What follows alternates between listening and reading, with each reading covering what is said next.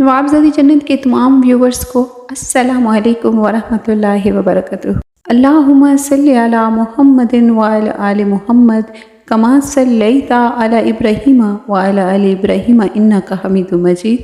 अल्लाहुम्मा बारिक अला मुहम्मदिन व अला आलि मुहम्मद कमा बारकता अला इब्राहीम व अला आलि इब्राहीम इन्नका हमीदुम मजीद।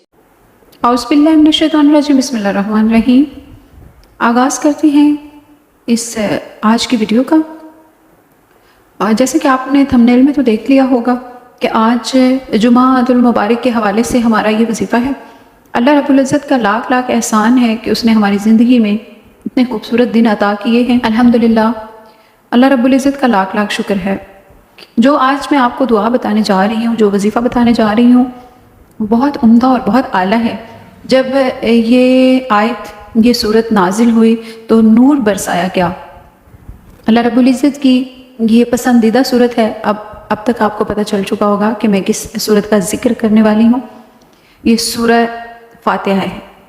सूरह फातिहा को आप अगर पढ़ेंगे नमाज असर के बाद कसरत से, तो अल्लाह रब्बुल इज़्ज़त आपके रिज़्क़ में बरकत अता फरमाएगा। अल्लाह के ज़िक्र करने वाली ज़ुबानें अल्लाह को वैसे ही बहुत पसंद है। अल्लाह रब्बुल इज़्ज़त तमाम हाजात पूरी करता है। इसके पढ़ने से आपको पता है कि ये कितनी बाबरकत सूरत है, इतनी प्यारी दुआ है, इतनी प्यारी दुआ है कि हम सोच भी नहीं सकते कि अल्लाह रब्बुल इज़्ज़त ने हमें इतनी नेमतें अता की हैं, और ये भी बहुत बड़ी नेमत है और अल्लाह ताला की पसंदीदा ये दुआ है। अल्लाह रब्बुल इज़्ज़त हम सबको पढ़ने की तौफीक अता फरमाए। जब ये नबी सल्लल्लाहु अलैहि वसल्लम पर नाजिल हुई थी तो नूर बरसाया गया था, और ये किसी और नबी को फजीलत नहीं मिली है, और ये सूरत बहुत फजीलत वाली है। इसको ज़रूर पढ़े। जुमे वाले दिन अगर इसको पढ़ेंगे तो बहुत ज़्यादा बरकत होगी, बहुत रहमत होगी, दुआएं कबूल होंगी, और अल्लाह रब्बुल इज़्ज़त आपके रुके हुए काम ज़रूर पूरे कर देंगे। जितनी भी आपकी हाजात हैं वो पूरी हो जाएंगी।